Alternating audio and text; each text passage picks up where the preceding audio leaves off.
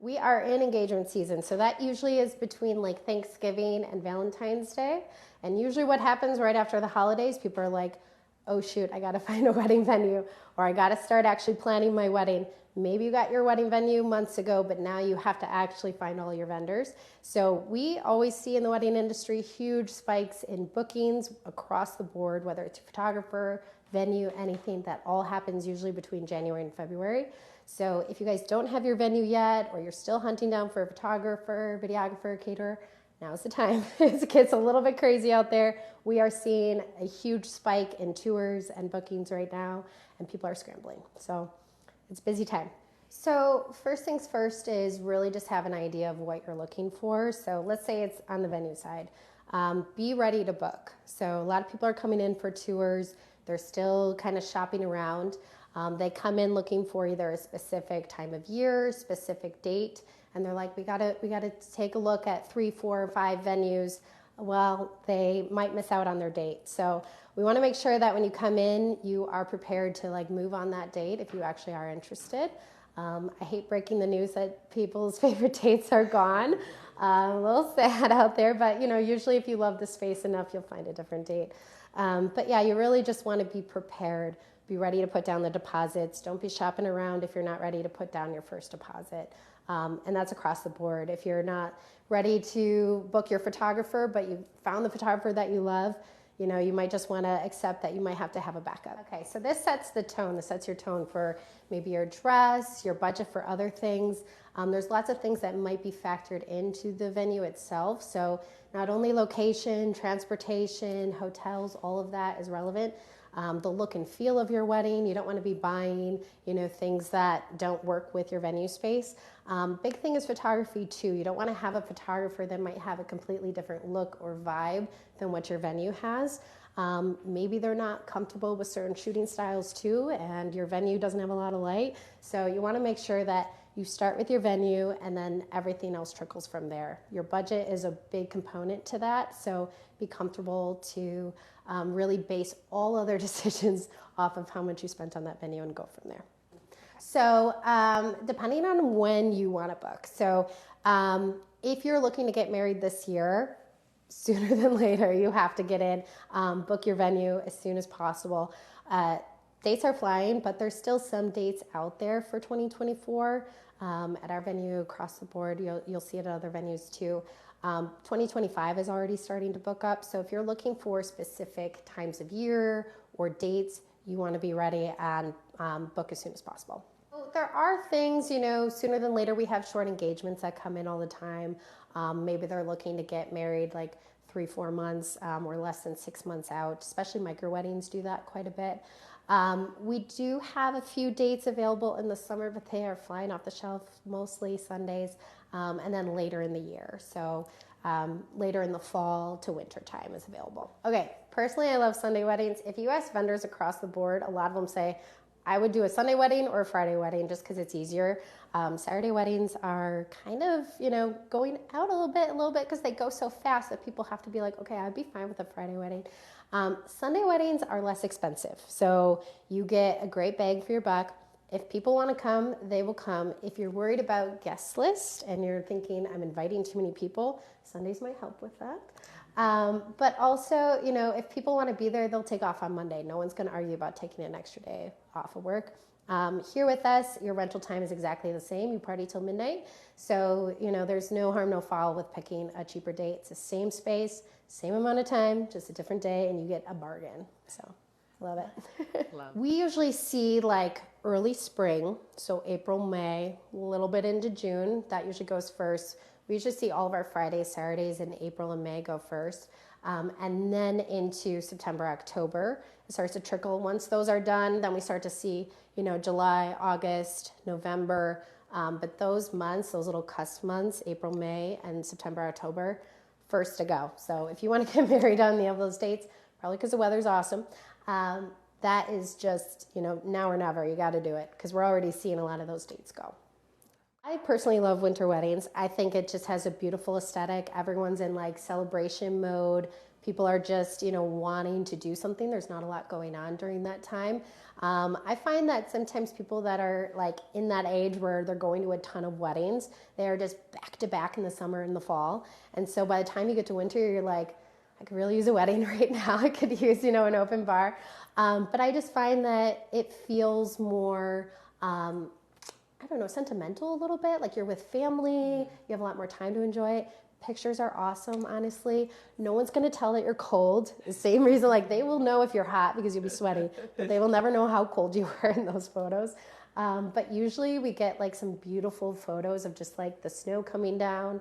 I still remember one couple in particular, we were like, it's gonna snow, and they were like hoping for it. And as they went outside for photos, all of a sudden we're like, oh my God, it was like cue the snow. It was like perfect. So we actually just posted some photos of them and it was super cute. But I think it's a great time of year. You get great discounts on your dates. Across the board, a lot of vendors, they're a little bit slower at that time.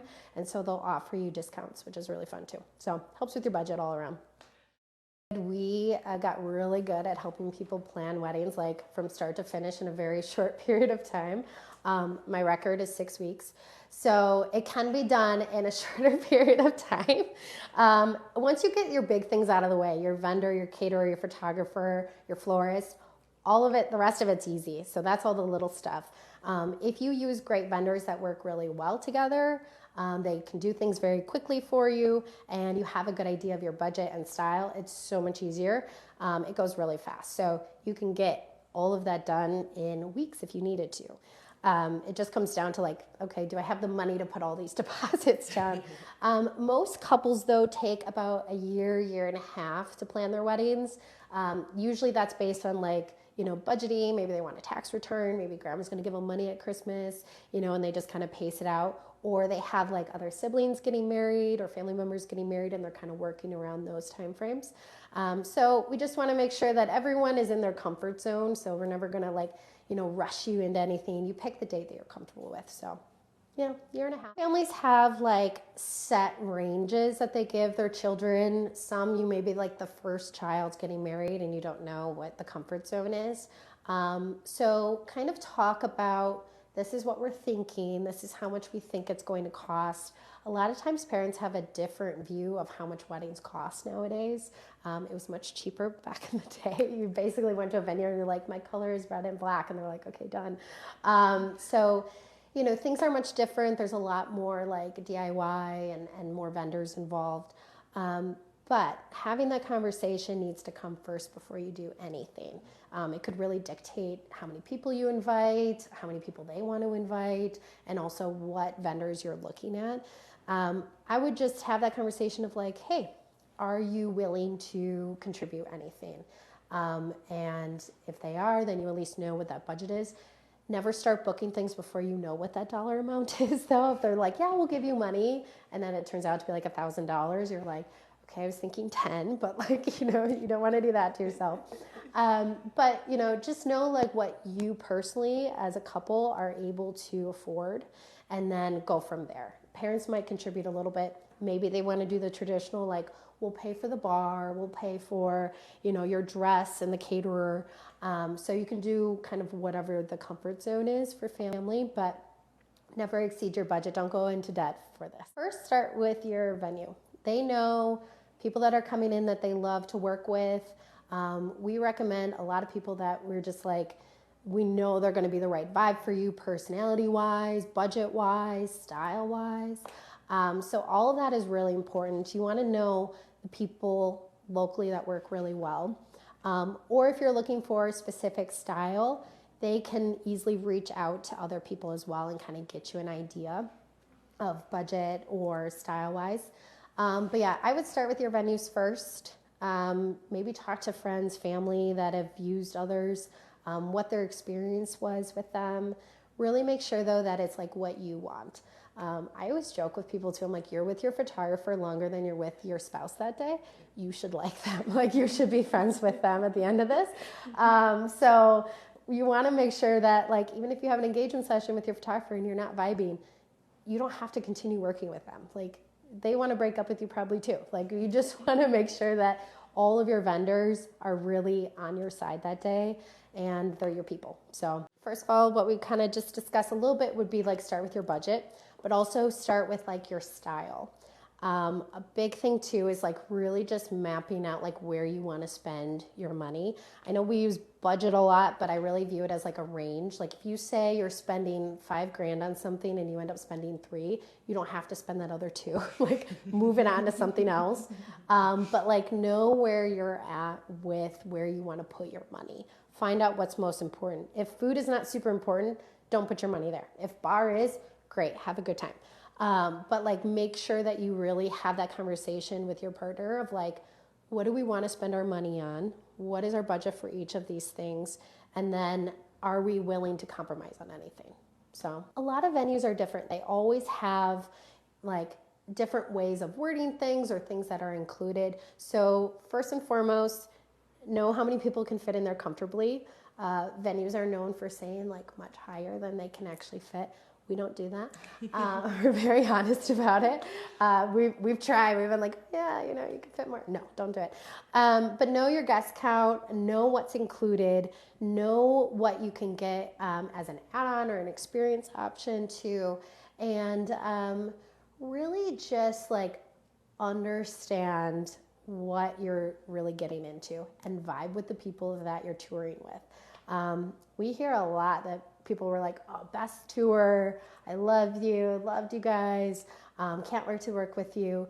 And we always hear that our tours are really awesome too. They're full of information and really give a clear idea. There's no hidden fees, hidden costs. There's nothing that they don't know without leaving that tour, So you want to just make sure that you have everything that you need to know. And it's not just walking in the space being like, oh yeah, I like it. Let's do it. Like there could be hidden things. You want to know who you're working with on the day of.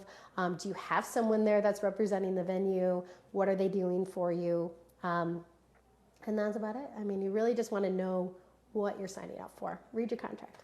The users ask about budget. I think that's a huge thing. But I think it's stopping planning. I think a lot of couples, they, even for Bomb and Bell girls, this, like they come in, they fall in love with a dress, and then they keep looking at dresses. It's knowing when to stop, like know what you're looking for, go in and find it, and then stop looking for it. There's always going to be new trends. You're going to find a new Pinterest post or a new TikTok that tells you, this new fresh idea. But if you've already spent your money on something else, then that's what you're doing. Like that's what you signed up for. Our media right now is just crazy in the world, and like we didn't usually have that back in the day, and so girls are just constantly flooded with fresh ideas, and so it's just knowing when to really quit. I think just start small. Figure out how many people you're comfortable inviting. Start there of like your guest list, and then just have that conversation of like, what's your vibe? Do you want it to be a cocktail reception? Do you want to do where only some people are invited to the ceremony and then everyone comes later? What is your comfort zone? The biggest thing is making that day about you guys and what you want to do. I always have like couples that come in and they're like, okay, we're thinking of doing this. Is that okay? Can we do that? And I was like, absolutely. Like it should be about you guys. You could have a small ceremony or elope on your own and then just do a reception with everyone. Like there is no right or wrong. And so really just figuring out what you guys want together. Don't rush into anything. Don't start meeting with vendors if you don't go in with like your arm in arm, understanding what each other wants. Even for tours, some people, they come in with like a huge group, huge family, and there's lots of opinions. We always hear that even with the dresses. But really become a united front and really understand like what you want to spend your money on and what you're looking for so that, you're not wasting time, you're not wasting anyone's time. A lot now is people asking about guest experiences. So little surprises throughout the day. So it could be, we have people that want to add like fire pit and s'mores and kind of have it be a surprise for guests in the evening, or a little special cocktail that happens right after dinner, something unexpected, or having some sort of like entertainer or painting or any of those little things, like those little watercolor guest paintings are really cute. But just like surprises for your guests, make them feel like they were truly invited to a great party. And it doesn't just go from, ceremony, cocktail hour, dinner, dancing, and you barely talk to anyone. Make them never forget your day.